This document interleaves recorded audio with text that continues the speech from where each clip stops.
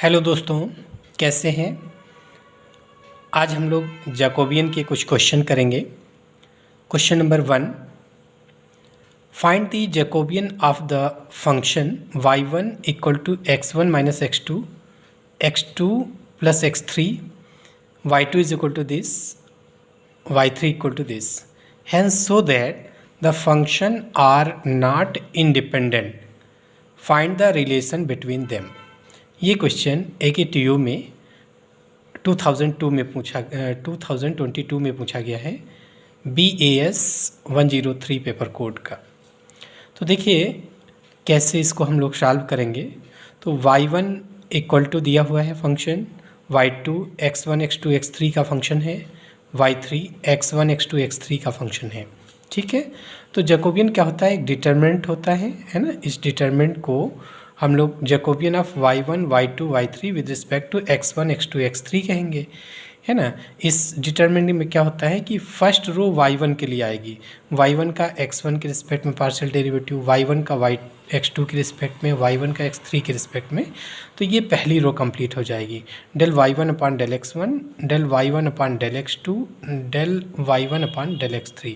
इसी तरीके y2 के लिए दूसरी रो कंप्लीट हो जाएगी, del y2 upon del x1, del y2 upon del x2, del y2 upon del x3, del y3 upon del x1, del y3 upon del x2, del y3 upon del x3।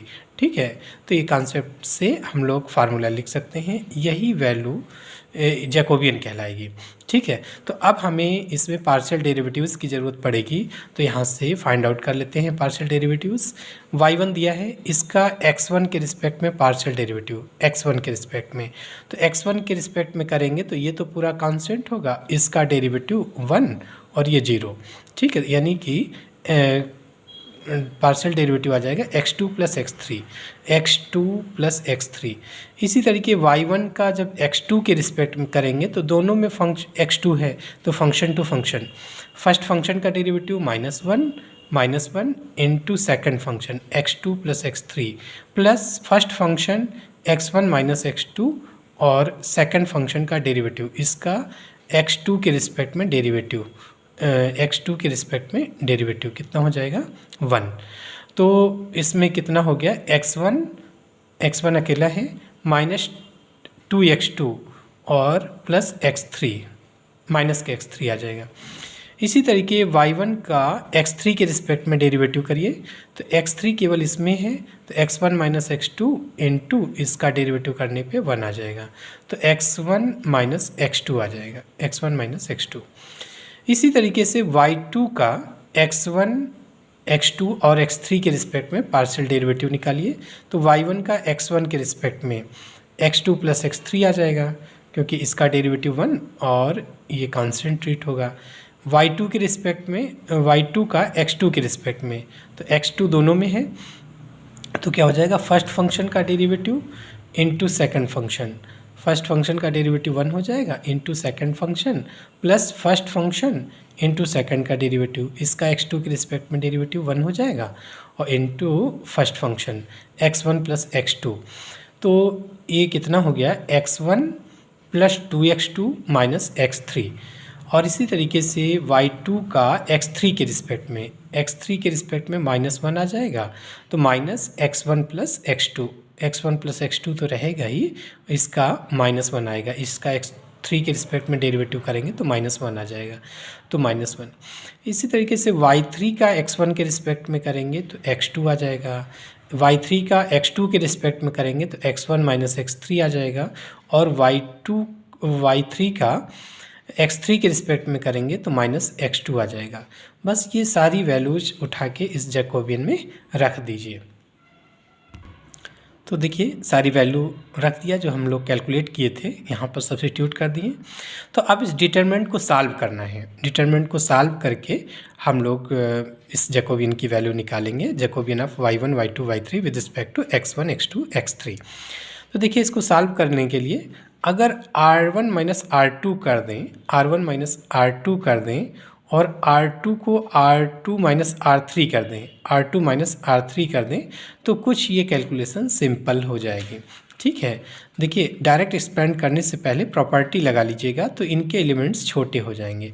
ठीक है, अगर देखिए R1 से R2 को subtract कर दें तो हमारा क्या हो जाएगा, ये x3 बचेगा, x2 कैंसिल हो जाएगा, x3 + x3 2x3 आ जाएगा। इसको घटा दिए तो x1 कैंसिल हो गया, x3 कैंसिल हो गया, माइनस का 4x2 आ गया। इसको घटा दिया तो x2 कैंसिल हो गया, 2 का 2x1 आ गया। फिर इसी तरीके से इससे सब्ट्रैक्ट कर दें तो x2 कैंसिल, ये आ जाएगा आपका माइनस का x3, इसको घटा दिया, x3 cancel, x1 cancel, 2x2 आ गया। इसको घटा दिया तो x2 कैंसिल हो गया, माइनस का x1 आ गया। और R3 as it is, R3 में कुछ चेंज नहीं किया। ठीक है, तो बस इसको सिंप्लीफाई करिए।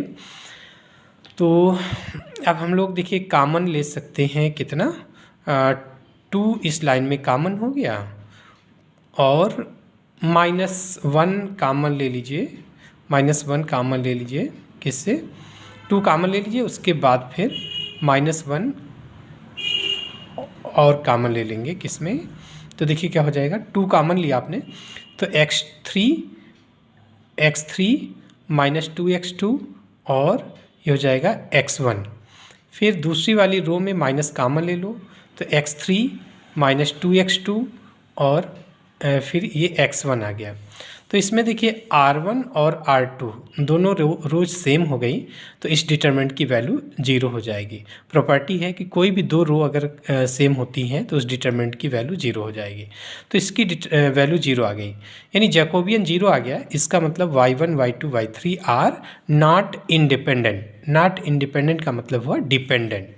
ठीक है, अब रिलेशन निकालना है, जो कंडीशंस दिए हुए हैं, जो y1, y2, y3 की वैल्यू x1, x2, x3 के टर्म्स में इक्वेशंस दी हैं, उनसे x1, x2, x3 किसी भी तरीके से एलिमिनेट करना होगा। बस एलिमिनेट करके हम लोग y1, y2 और y3 के बीच में रिलेशन निकाल लेंगे। रिलेशन निकालने का कोई अलग से रूल नहीं है, वहाँ ये देखना होगा कि किस तरीके से एलिमिनेट होगा।